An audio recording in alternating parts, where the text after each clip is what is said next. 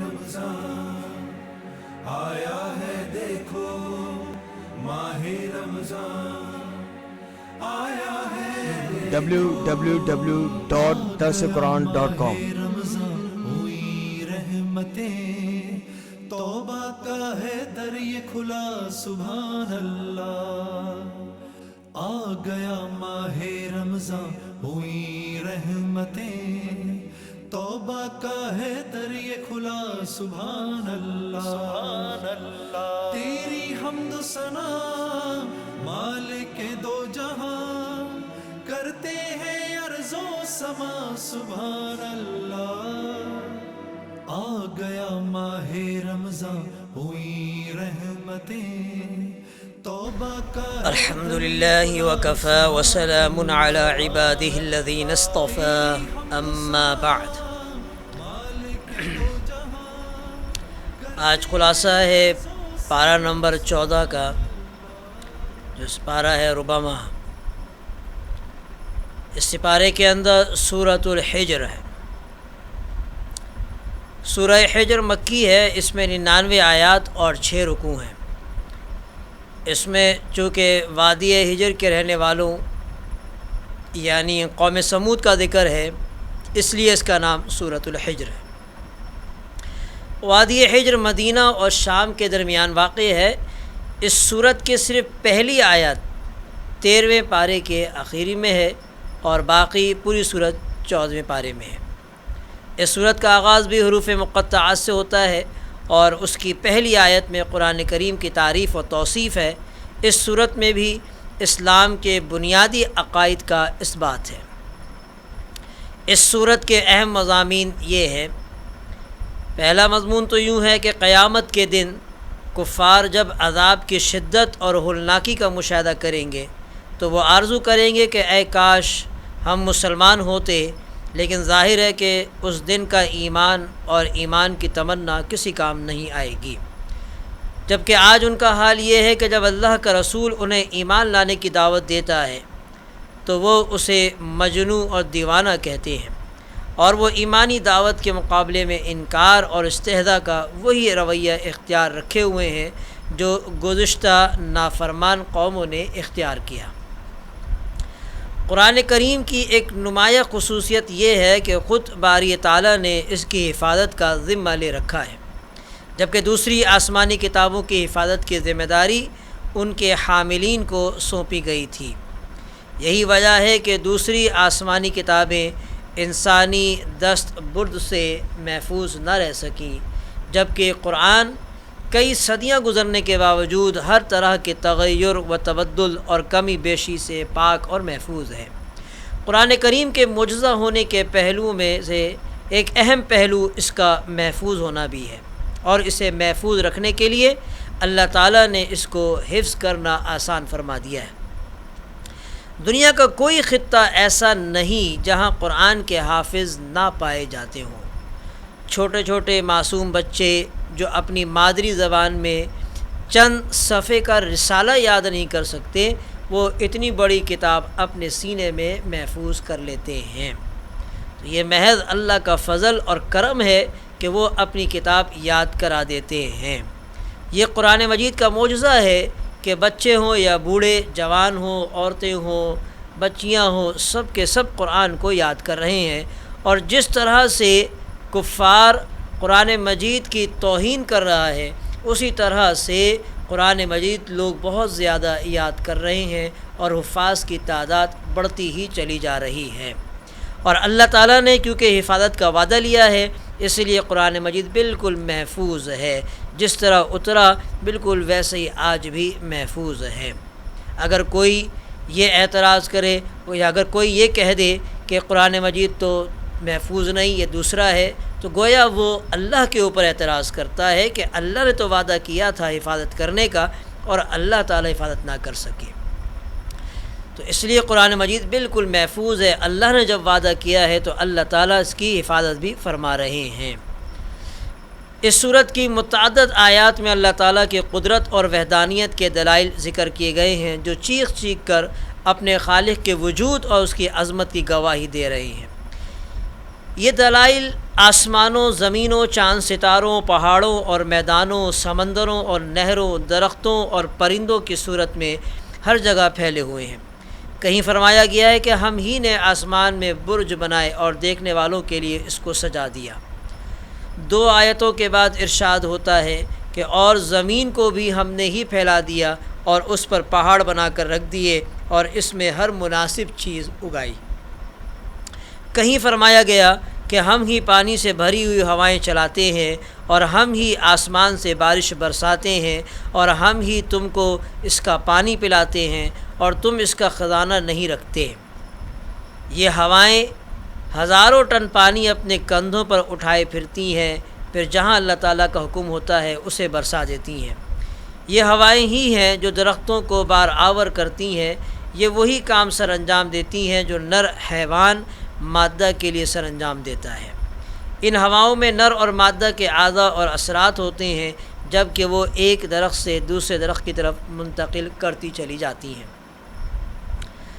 توحید اور قدرت کے تکوینی دلائل ذکر کرنے کے بعد انسان کی تخلیق کی ابتدا کا قصہ بیان کیا گیا ہے، جو کہ اس دنیا کے پہلے انسان ابو البشر حضرت آدم علیہ السلام کی پیدائش کی صورت میں سامنے آیا۔ آپ کی پیدائش یقیناً ربانی قدرت کے مظاہر میں سے ایک مظہر تھی، کیونکہ بے جان مٹی سے ایک ایسی شخصیت پیدا کرنا جسے حرکت کرنے، اٹھنے بیٹھنے، چلنے پھرنے، سوچنے سمجھنے، عناصر کو مسخر کرنے اور امکانات کی دنیا میں آگے بڑھنے کی قدرت حاصل ہے، یقیناً اللہ کے قادر اور حکیم ہونے کی بہت بڑی دلیل ہے۔ حضرت آدم علیہ السلام کا قصہ ایک فرد کا نہیں بلکہ پوری انسانیت کا قصہ ہے۔ جس وقت اللہ تعالیٰ نے آدم کو اپنے ہاتھ سے پیدا کیا، اس میں اپنی روح پھونکی اور فرشتوں کو ان کے سامنے سجدہ کرنے کا حکم دیا اور اپنی قدرت کے اسرار اور حکمت کے عجائبات ان پر کھولے، تو ان تمام امور میں جیسے حضرت آدم علیہ السلام کی تکریم تھی، اسی طرح ان کی اولاد کی بھی تکریم تھی۔ فرشتوں کو جب سجدہ کرنے کا حکم دیا گیا تو ابلیس کے سوا سب نے سجدہ کیا۔ اہل علم کے نزدیک راجح اور صحیح قول یہ ہے کہ ابلیس فرشتہ نہیں بلکہ جن تھا، البتہ فرشتوں کے درمیان رہتا تھا اور سجدے سے انکار کی وجہ سے اسے آسمانوں سے نکال دیا گیا اور وہ ابدی لعنت کا مستحق ٹھہرا۔ اس نے حضرت آدم علیہ السلام سے انتقام لینے کے لیے قیامت کے دن تک زندگی کی مہلت مانگی اور یہ مہلت اسے دے دی گئی۔ یہ مہلت اس نے اولاد آدم کو گمراہ کرنے کے لیے مانگی تھی اور اپنے اس مقصد کا اس نے کسی لگی لپٹی کے بغیر اظہار کر دیا تھا۔ اس نے کہا تھا کہ پروردگار، جیسے تو نے مجھے گمراہ کیا ہے، میں لوگوں کے لیے گمراہی کو آراستہ کر دوں گا اور سب کو بہکا دوں گا۔ اسے کہہ دیا گیا کہ تم سے جو کچھ ہو سکتا ہے کر لو، جو میرے بندے ہیں ان پر تو تمہارا کوئی داؤ نہیں چلے گا، البتہ جو ابدی شقی اور فطرت کے خبیث ہیں وہ تمہاری اتباع کریں گے، اور ان کے لیے میں نے جہنم تیار کر رکھی ہے جس کے 7 دروازے ہیں اور ہر ایک دروازے کے لیے ان میں سے جماعتیں تقسیم کر دی گئی ہیں۔ چونکہ قرآن کا انداز یہ ہے کہ وہ ترغیب کے ساتھ ترغیب اور دوزخ کے ساتھ جنت کا بھی تذکرہ کرتا ہے، اس لیے شیطان کی اتباع کرنے والوں کے تذکرے کے بعد ان سعادت مندوں کا تذکرہ کیا گیا ہے جو امن اور سلامتی کی جگہ یعنی جنت میں ہوں گے۔ وہاں انہیں نہ تھکاوٹ ہوگی اور نہ کوئی تکلیف اور پریشانی، ان کے سینے ایک دوسرے کے بارے میں صاف ہوں گے۔ جنت جیسی امن و سلامتی اور راحت و اطمینان کی جگہ کا ذکر کرنے کے بعد سورہ حجر بندوں پر اللہ تعالیٰ کے فضل و احسان اور رحمت کا ذکر کرتی ہے۔ بندہ کتنا ہی گناہ گار کیوں نہ ہو، اسے اللہ تعالیٰ کی رحمت سے مایوس نہیں ہونا چاہیے، کیونکہ اللہ تعالیٰ سارے گناہوں کو معاف کر سکتا ہے اور اس کی رحمت اس کے غضب پر غالب ہے۔ ارشاد ہوتا ہے کہ اے پیغمبر، میرے بندوں کو بتا دیجئے کہ میں بڑا بخشنے والا اور مہربان ہوں، اور یہ کہ میرا عذاب دردناک ہے۔ یہ آیت خوف اور امید دونوں مقامات کی جامع ہے۔ مومن کے دل میں اللہ تعالیٰ کا خوف بھی ہونا چاہیے اور اس کی رحمت کی امید بھی ہونی چاہیے۔ اللہ کی رحمت اور فضل و احسان کے بعد حضرت ابراہیم خلیل علیہ السلام کے مہمانوں کا تذکرہ ہے جو انسانی شکل میں نورانی فرشتے تھے اور آپ کو بیٹے کی خوشخبری سنانے کے لیے آئے تھے۔ کہا جاتا ہے کہ اس وقت آپ کی عمر کم و بیش 120 سال تھی۔ اہلیہ بھی بہت بوڑھی تھیں، بظاہر یہ ولادت کی عمر نہ تھی، اس لیے آپ کو بیٹے کی خوشخبری سن کر خوشی بھی ہوئی اور تعجب بھی ہوا۔ آپ نے فرشتوں کے سامنے تعجب کا اظہار کیا تو انہوں نے کہا کہ ہم آپ کو سچی خوشخبری سنا رہے ہیں، پس آپ مایوس نہ ہوں۔ آپ نے جواب میں فرمایا کہ میں اللہ کی رحمت سے کیوں مایوس ہونے لگا؟ اللہ کی رحمت سے مایوس ہونا تو صرف گمراہوں کا کام ہے۔ میرے سوال کرنے کا مقصد تو یہ معلوم کرنا ہے کہ یوں ہی بڑھاپے میں ہمیں بیٹا دیا جائے گا یا جوانی لوٹا کر اور کسی دوسری عورت سے شادی کرنے کے بعد؟ فرشتے حضرت ابراہیم علیہ السلام کو خوشخبری سنا کر حضرت لوط علیہ السلام کی خدمت میں حاضر ہوئے اور ان سے درخواست کی کہ آپ اپنے گھر والوں کو ساتھ لے کر رات ہی کو اس بستی سے نکل جائیے، کیونکہ آپ کی بستی والے گناہوں کی سرکشی میں اتنے آگے نکل گئے ہیں کہ اللہ تعالیٰ نے ان کے ناپاک وجود سے زمین کو پاک کرنے کا فیصلہ کر لیا ہے۔ چنانچہ ایسا ہی ہوا۔ ارشاد باری تعالیٰ ہے، سو ان کو سورج نکلتے نکلتے چنگھاڑ نے آ پکڑا اور ہم نے اس شہر کو الٹ کر نیچے کا اوپر کر دیا اور ان پر کنکر کی پتھریاں برسا دی۔ حضرت لوط علیہ السلام کی قوم جس گناہ کے اندر مبتلا تھی وہ بہت بڑا گناہ تھا، اور اس گناہ کی پاداش میں ان کو سخت سزا دی گئی، اور فرشتے اپنے پروں میں پوری بستیاں اٹھا کر اوپر لے گئے اور لا کے نیچے دے کر مار دیا، اور اس کے اوپر کنکریاں پتھر بھی جو ہے وہ برسا دیے گئے۔ وادی ہجر کے رہنے والوں یعنی حضرت صالح علیہ السلام کی قوم بھی ظلم و زیادتی کی راہ پر چل نکلی تھی، اور بار بار سمجھانے کے باوجود بت پرستی کو چھوڑنے کے لیے آمادہ نہیں ہو رہی تھی۔ انہیں مختلف معجزات بھی دکھائے گئے، بالخصوص پہاڑی چٹان سے اونٹنی کی ولادت کا معجزہ، جو کہ حقیقت میں کئی معجزوں کا مجموعہ تھا۔ اونٹنی کا چٹان سے برآمد ہونا، نکلتے ہی اس کی ولادت کا قریب ہونا، اس کی جسامت کا غیر معمولی بڑا ہونا، اس سے بہت زیادہ دودھ کا حاصل ہونا، لیکن ان بدبختوں نے اس معجزے کی کوئی قدر نہ کی، بجائے اس کے کہ وہ اسے دیکھ کر ایمان قبول کر لیتے، انہوں نے اس اونٹنی کو ہلاک کر دیا۔ چنانچہ وادی ہجر والے بھی عذاب کی لپیٹ میں آ کر رہے۔ سورہ ہجر کے آخری رکوع میں نعمت قرآن کا ذکر ہے۔ جسے یہ نعمت حاصل ہو جائے اسے مالداروں کی طرف نظر اٹھا کر بھی نہیں دیکھنا چاہیے، اور حضور اکرم صلی اللہ علیہ وسلم کو حکم دیا گیا ہے کہ آپ کی طرف جو حق نازل کیا گیا ہے اسے کھول کر بیان فرما دیجیے، گویا گزشتہ صورت کی طرح اس صورت کی ابتدا اور اختتام بھی قرآن پر ہوا ہے۔ 14ویں سپارے کے اندر سورہ ہجر کے بعد سورۃ النحل ہے۔ سورہ نحل مکی ہے، اس میں 128 آیات اور 16 رکوع ہیں۔ نحل شہد کی مکھی کو کہتے ہیں۔ چونکہ اس صورت میں شہد کی مکھی کا ذکر ہے، اس لیے اس کا نام سورہ نحل ہے۔ شہد کی مکھی بھی عام مکھیوں جیسی ایک مکھی ہے، لیکن وہ حکم الہی سے ایسے حیرت انگیز کام کرتی ہے جن کے کرنے سے انسانی عقل عاجز ہے، خواہ چھتا بنانے کا عمل ہو یا آپس میں مختلف ذمہ داریوں کی تقسیم، یا دور دراز واقع درختوں، باغات اور فصلوں سے قطرہ قطرہ شہد کا حصول۔ ان کا ہر عمل بڑا ہی عجیب ہوتا ہے۔ ان کے بنائے ہوئے چھتے میں 20 سے 30 ہزار تک کھانے ہوتے ہیں۔ یہ کھانے مسدس ہوتے ہیں، اور آج کے کسی جدید ترین آلے سے اگر ان کی پیمائش کی جائے تو ان میں بال برابر بھی فرق نہیں ہوگا۔ پھر اس چھتے میں شہد جمع کرنے کا گودام، بچے جننے کے لیے میٹرنٹی ہوم اور فضلے کے لیے اسٹور سب الگ الگ ہوتے ہیں۔ ہزاروں مکھیوں پر ایک ملکہ حکمرانی کرتی ہے۔ ایک چھوٹی سی مملکت میں اسی کا سکہ چلتا ہے اور اسی کے حکم سے ڈیوٹیوں کی تقسیم ہوتی ہے۔ چھتے پر کام کرنے والی مکھیوں میں سے بعض دربانی کے فرائض انجام دیتی ہیں اور بعض انڈوں کی حفاظت کرتی ہیں، بعض نابالغ بچوں کی دیکھ بھال کرتی ہیں اور بعض انجینئرنگ اور چھتے کی تراش خراش اور تعمیر میں لگی رہتی ہیں۔